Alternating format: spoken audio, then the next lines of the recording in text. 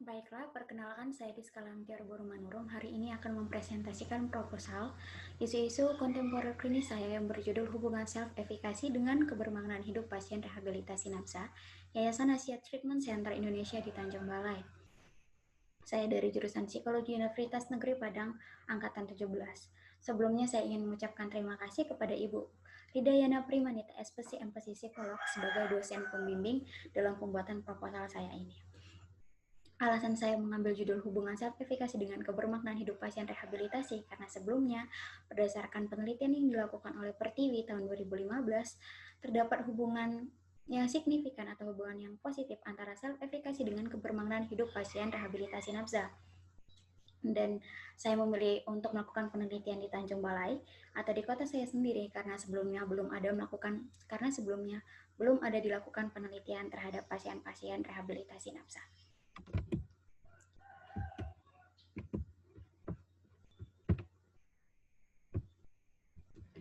Di Indonesia, angka penyalahgunaan nafsa itu meningkat setiap tahunnya. Dari 2017 sampai 2019, data terkini PNN mendapatkan bahwa pengguna narkoba di Indonesia itu ada sebanyak 3,6 juta orang, dengan pengguna paling banyak rentan usianya itu 15 sampai 65 tahun.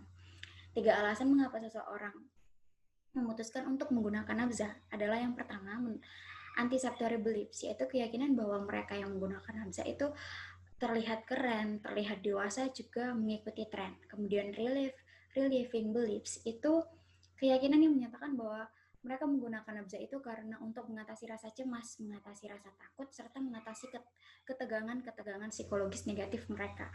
Kemudian fasilitatif atau permissive beliefs adalah keyakinan bahwa mereka memakai nafsa itu karena untuk mengikuti perkembangan zaman atau lifestyle.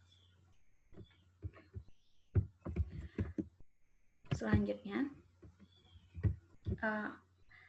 self-efikasi merupakan harapan hidup untuk sukses dengan hasil dan usaha yang seimbang. Menurut Bandura 1997, self-efikasi adalah keadaan di mana individu dapat menguasai situasi dengan hasil yang positif.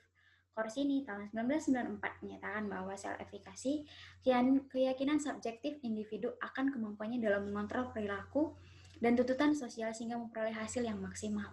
3 aspek self-efikasi menurut Bandura itu ada 3. Itu ada level, tingkatan, keyakinan akan kemampuan individu dalam melakukan dan mengerjakan suatu tugas pada berbagai tingkat kesulitan.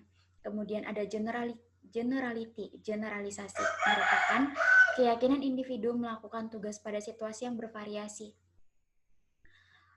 Bagaimana individu itu menempatkan sikap perilaku terhadap situasi-situasi yang dihadapinya. Kemudian yang ketiga itu strength atau kekuatan, kuatnya keyakinan individu terhadap kemampuan-kemampuan yang dimilikinya. Kebermaknaan hidup. Frank 2006 mengatakan kebermaknaan hidup adalah keinginan untuk hidup bermakna dengan motivasi utama untuk mencari, menemukan, dan memenuhi kebermaknaannya. Bastien 1996 menyatakan bahwa kebermaknaan hidup ialah bagaimana individu menghayati apa-apa yang dianggapnya penting, berharga, memberinya nilai khusus sehingga dijadikan tujuan dalam kehidupannya atau the purpose of life. Aspek-aspek kebermaknaan hidup menurut Frank tahun 2006 itu ada the freedom of will, kebebasan berkehendak. Manusia itu memiliki kebebasan untuk menentukan sikap, untuk menentukan tindakan terhadap apa-apa yang dihadapinya. Kemudian the will to meaning, berkehendak hidup bermakna. Kehendak untuk hidup bermakna mendorong hasrat manusia itu untuk memenuhi makna-makna hidup tersebut. Kemudian the meaning of life, makna hidup, menjadikan manusia mampu memenuhi kebermaknaan hidupnya. Berdasarkan judul tersebut, hubungan self-efikasi dan kebermaknaan hidup terhadap pasien rehabilitasi, di sini self-efikasi sebagai variabel bebas atau variabel X dan kebermaknaan hidup itu sebagai variabel terikat atau variabel Y. Metode penelitian.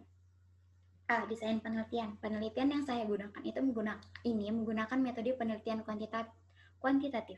Sugiono 2010 menyatakan penelitian kuantitatif sebagai metode yang berlandaskan pada filsafat positivisme, digunakan untuk meneliti populasi atau sampel tertentu yang biasanya dilakukan secara random. Pengumpulannya menggunakan instrumen penelitian dengan analisis data bersifat statistik untuk menguji hipotesis dan datanya diolah dengan SPSS.